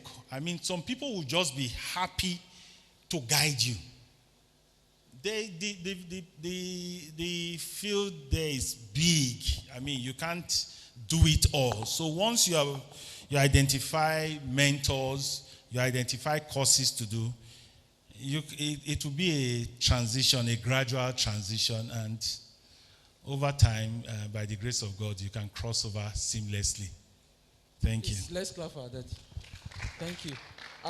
Some of the comments on Facebook say, I'm so blessed for this presentation from Joshua Adams. He said this is one of the best presentations so far. The NEBC youth, please don't stop the program of this like. Then I have a question. He said from somebody on Facebook, say, capital is a major challenge to start any business. So what do you suggest a beginner to do, especially as it concerns capital? What should a beginner do? Other questions have been taken care of. Say, what if you are passionate? What if what you are passionate about does not pay the bills? I think you've done something like that. Then I have to go to Zoom and just do this so that we can quickly get up. I'm sorry, sir. Now, you say in 10 years' time, most professions will not exist in the way they do now. I say this as a result of digital transformation. Oh, no man, anything. Okay, these are comments. So let's deal with beginners. In business, yes. So that is one area we didn't talk about because there are people who may not be inclined to career or academics and the rest. So learn a trade. I've had interesting encounters when we were tiling our house around 2015, 2016. The tiler there had an attitude, and of course it wasn't a positive attitude. And he was telling me, he's attending the Open University. He wants to go and work in an office and the rest. And I said, really? Those of us who are working in offices, we're looking for skills to get out. Look at the way everybody's reacting. So I left him at that. And my wife came. I said, honey, this is what this guy said. I said, when we are looking for skills to get out. I said, was my wife here when I was talking to you? So there are people who may be inclined to learning trades. But, most people just want to start a business, and we always want to start things big. You can start small. So if you want to do a business, do you even know that business? Are you grounded in that business? If you want to do a hairdressing business, you may have the capital. But if you don't know the nitty-gritty of your businesses, your workers will run you down. Today or yesterday, I was reading somewhere, I just flashed through it. It was news somewhere. Someone was saying how her apprentices strategically diverted customers from her. I didn't read the story. Yeah, I didn't read the story, but I just saw the headline. Apprentice, a lady, strategically, the employer is a lady. She was talking about how apprentices strategically diverted businesses from her. And there's one experience I always have. I have an aunt in Benin. She trained as a caterer in the UK when her husband was reading law. And when she came back, she worked as a caterer in UBTH. Then by the time I was in university, she had retired, and her company was caterer to Okada Air. She's very good at cake making and the rest. But mommy is big and old, so she doesn't do the work. But what are you going to tell mommy about catering? She trained certified City and Guilds in London. If you want to prove stubborn, she will go into the kitchen and do it herself. So you want to do a business. Are you knowledgeable about that business? If you don't know the nitty-gritty of that business, I mean, even if it's a trade, you may not. I met somebody in Delta recently who is into hospitality business, and she said she wants to do the training. She's the owner of the business. She won't be doing it herself, but she wants to understand it. So those are the fundamentals. Let's not just be looking for capital. And there are funds. It's information that people don't have. For farming, there are several funds. People don't know how to package themselves. There is Bank of Industry. They give small loans. So if we want to give excuses, we'll give excuses for a long time. But the thing is to start, and start first. Thank you, sir. Please, why Daddy is also here, some people are already asking, can he be our mentor? Please, he's giving out his phone number and his email address. Please follow him up. Me personally, I'll follow him up. I won't let him rest positively. Praise God, because it's an opportunity you might not understand. But please, any area of your life is pertaining to career and all that. Even though you say he's not active in HR, he has a lot of things to offer. Like I always say on our page, follow who know road. Me, I'll follow you. You understand? So I want to appreciate you, sir. The comments, I think your wife is also following on Facebook, and she made a comment saying in 10 years' time, she's the one. Saying in 10 years' time, most professions will not exist in the way they do now. This as a result of digital transformation. So we need to be innovative. There is need for us to be innovative. There's need for us to train ourselves, to be ready and position ourselves. I think that's one of the reasons why you see, that's why I'm running after you for these kind of programs. So that our people will be strategically positioned. We must have gone through the training and know what is going out there. So that we know we are here and we're also relevant in the in the society. Thank you. I want to call our former president before Daddy will come and wrap us up. He was a president way before we even came on board, and he invited Daddy. As God may have it, I had the inspiration and I talked to him as if I didn't even know. I just told him that this is what we want to do, and this is the person that is coming to my mind. And he said, yes, Victor, you are in the spirit. So, and I'm glad that he's here.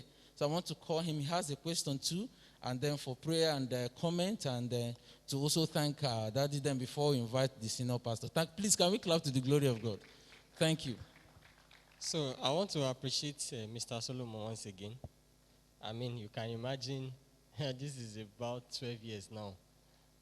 I was working with Etisalat, my first job immediately. I got the job while I was serving. So I was very fortunate, and I resumed, and he was in our office to do something, and he made some comments. I was taught. I quickly came back to the youth school, discussed with them, and we brought him. And Amayawa was also part of us as ESCO that year, 2011, I think. And then we thank God for the things he said. I believe we're blessed by today's meeting. Yeah. I thank God because all of us that you spoke with then, nobody is the same today. Nobody. I can say it. Nobody is the same again. Bro Kolade was part of the ESCO then. You know, Bro Kolade, if you know him 12 years ago, he's not the same Kolade you know now. So, and myself, and myself too. Yes, and Bro Maya was sitting there too. I mean, so we thank God for you and we pray that God will continue to prosper you. Okay. Part of the things he told us then that I want to emphasize here is he also reminded us that everything we have listened to, we have to put action to it. And I remember the first highlight for us then was email address. Some of us have very crazy email address. We have Stonewall at Yahoo. We have very useless name. Permit me to use that word. And we have to quickly take lessons. So what will make this forum good is that immediately after now, we begin to act on the things that have been said, make necessary correction. So one more question is, I want you to talk about elevator speech, or is it elevator pitch? Maybe a governor comes to see our pastor, and I'm privileged to follow the governor to drop his bag or the gift pastor is giving him. And I have 2 minutes with him. What am I supposed to say that will make me relevant or that will be of help to me? I also read it on social media recently. Somebody said, you are in an elevator. Dangote is there, and I don't know if you saw it on social media. Dangote is there and one other person, I think $10. And they said, so what will you say? Unfortunately, the guy that responded was not in his sense because he said, what will you tell them? Just rob them. I was not happy. He said, rob them. So, sir, if we have that kind of opportunity, Osibanjo is invited by a pastor for a program and I'm meeting him. What should be my elevator pitch that will turn my own life around and my people around me too? Praise the Lord. As much as you want to use opportunities, you don't want to scare your potential benefactors away like you are a hustler. So I currently work on a project for the federal government of Nigeria, and I work on that project through the Nigerian Governors Forum Secretariat. So we provide technical assistance to the 36 states. And during our induction at the Governors Forum, we are not employees, we are consultants. One of the things they told us, the moment you ask any governor for a favor, you are sacked. There's no need to even face a disciplinary committee. So you have to be careful. There was terrible traffic in Lagos, and everyone came down from their cars and were walking. And I was opportune to meet Patutomi in the traffic. I didn't ask him for his card. I gave him my card. And you say, what does Patutomi need from me? But many years down the line, or I can't remember how long after that, when he was launching his books, I got an invite because my card was in his repository. So you really need to strike a balance because there's a way you come across. These guys will know that you are a hustler, and it's not every time. You can see the man and admire him for real. Like yesterday, I was with another nephew from mine who had just come from the UK on holidays, and we were at Jabi Lake Mall yesterday night, and we saw the outgoing chief executive of the Nigerian CDC who's gotten an appointment at WHO now. But I can't remember if he was on the phone or if I was talking with my cousin. But I was so excited. I wanted to tell him, congratulations, sir. But now I think I was trying to tell my nephew about him at the same time, that's the outgoing head of the Nigerian CDC, and he has gotten an appointment with. So it's not every opportunity that you must just jump to, because it may not go beyond there. You may think you are smart, but it may not go beyond there. So, sir, I've been following you. I like what you're doing. can I have you as a mentor? I know you may not have the time, but I wouldn't be a bother. I have a friend who thinks that I am crazy, that I'm working in Governors Forum and I can't bring out contracts. I said, do you have another job for me? Because if I try that, I'll be sacked. Why am I going to see the governors? I'm on a project. I don't interact with them. They don't even meet physically now. They meet virtually. So it's not everything that you must jump at. It's not by your might.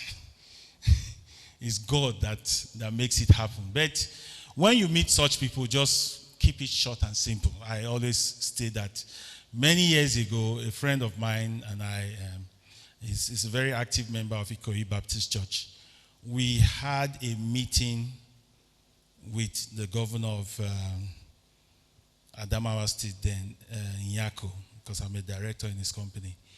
And he's a techie person, he's in the business world and the rest. He was carrying presentation. I said, Debola, let's print this presentation. He said, why? I said, we may not have time to do this presentation. No. So we printed the presentation 3 times, and look at what happened. I was in Lagos on a Saturday. The commissioner that was setting up the meeting with us abused protocol because she was a woman and was close to the governor's wife, and said we should come on Sunday because the governor, there was a window she could see the governor on Monday. So by that Monday, the protocol people were not happy because we were not scheduled to see him. And there was a presidential jet at the airport that President Jonathan had sent to bring him. So the protocol people were eyeing us as we were with the governor, like, finish what you want to do. And, sir, please, if we don't go now, the president may not send a jet next time. So is that where you want to start doing Riz Matar's presentation? We just gave him a copy and we were just talking through it. And that was when Debola realized the advice I had given, let's print this presentation. So it's not every opportunity you utilize. Some you let go. Some you are very modest in trying to utilize them. Otherwise, it will be counterproductive. It will backfire. It will backfire, yeah. Thank you. Thank you very much. And then relying on the leading of the Holy Spirit. Yes, that's also very important. Even as a youth president, you don't use your position you don't abuse that. So all of us, we are leaders, we are exposed to people, we don't need to do that. Thank you very much. Please, can we invite our senior pastor? If you are happy to be here, clap as we invite our senior pastor. You can do more than that. Come on. Thank you. Thank you very much, sir. Let's appreciate our facilitator for today. Please sit down. Thank you. Let me thank you for coming. And let me thank our president for organizing this forum. Like we've started last Sunday, this church at this time is for you. Amen. And then we have decided to make sure the first service is a youth church. I look forward to your encouragement in 3 basic ways. Number 1, your prayerful support. Number 2, your active participation. The youth must minister every first service in songs or whatever programs you have planned within you. And we are keeping the age bracket between 15 and 40, an entire generation, because we want to pass on the baton, and then we want to be sure we are leaving a strong legacy for the future. And then thirdly, just like we have heard, we like you to be good mentees, you know. We have a lot of resources within the house, And I'm so excited, just like Akani said, the first time he came, everyone that kept to heart what they have heard. So I like you to keep to heart. Thank God is on a PowerPoint presentation. Send it to the WhatsApp group. In fact, I'm going to spread it within the association, within the conference. And very soon we're going to bring him to lecture all our youth within the FCT Baptist Conference, because these are the kind of things we need to be hearing so that we can prepare us for the future ahead of us. So we are in for an exciting time in this church, and in my heart, I look forward to working with the youth. And very practically, we will be identifying some of you with giftings, and we're going to be using some of you to facilitate. You know, make whatever mistake you can make, and we will be here to guide you so that you become vessels in the hand of God for great thing. The last point he made is very instructive. I think 5 years ago, when one of our members was marrying out his daughter, I was privileged to minister at the service, and who in Nigeria came. In fact, the president's wife was there, Otedola was there, Dangote was there, and I was privileged to meet with them, to greet them, and two comments I made with Dangote and Otedola: thank you for adding value to people's life. And then we greeted and we left. Do you know, 2 meetings in Abuja after that, he told that my member, he's insisted, please call that your pastor to come and pray. You know, I didn't know few comments, just, he never knew me from Adam, but I have been privileged at some of their meetings, invited. 2 minutes prayer. And so don't be a hustler, meeting people for what you can get. But just make it very simple, make striking comments to appreciate the value they are. And you can never know what opportunities that will open for you. So, sir, thank you for coming. And I'd like to thank all of you for coming.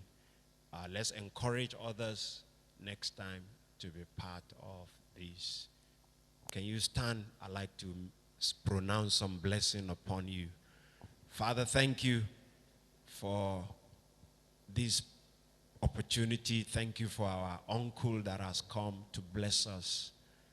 We ask, oh God, the Bible says, he that watereth shall be watered himself. So we ask, Lord, you will water him in every way in the name of Jesus. You will bless his family, bless his children. He has been making impact in people's life. Lord, you will reward him. And for all these youths that have come, Lord, Jesus said, blessed are you for hearing these things. Because you have heard these things today, you are blessed. In fact, as you put them into action, God will open room for you. You will be relevant in your generation. And then you will carry the gospel of Jesus to the ends of the earth. Is there any one of you struggling as you make use of this insight you have received today? Your struggles will come to an end. God will give you favor. God will prosper you. The work of God in our hands together shall advance, and Jesus shall be glorified. Thank you, Lord, for blessing these children of ours and securing their future. We give you the glory. In Jesus' mighty name we pray. Amen. Thank you. God bless you all. Thank you. Can we clap for our pastor? I want to sit down, please. I want to appreciate my fellow leaders, my vice president, secretary, assistant secretary, our welfare for this morning. All of you, God will bless you. And all the Our uncles in the house have been playing the big brother role. God bless you and each and every one of us. So please, some people that are not Baptists, but they're online, they are requesting for number and email. I don't know how. Okay, email only. So we can copy and paste. I wanted to ask. So, okay, the email, but the numbers you can only I think tomorrow you're going to be in the church too. So you can also approach him with the leading of the Holy Spirit to collect numbers and all that. So this time we are going to, the welfare, I don't know how we're going to do it, but we're going to share the grace. Remember our first service tomorrow, our snow pastor has said it all. First service is the youth. We'll be observing, we'll be learning, and we'll be participating, trusting God for more impact. May God help us in Jesus' name. Let's share our grace now. If there is no other, the media, thank you for the sacrifice. God bless you. Thank you. Please, let us stand up and share the grace together. May the grace of the Lord Jesus Christ, the love of God, and the Holy Spirit be with us now and forevermore. Amen. Thank you, and God bless you. Please, your breakfast. Yes, as you're stepping out, you choose your breakfast. I think it's serve yourself. Thank you for coming around. Want to make an announcement?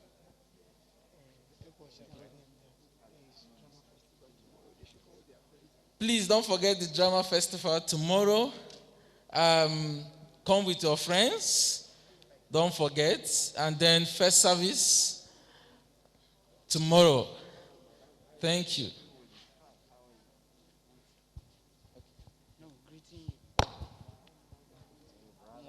Thank you, Daddy, for coming to be with us.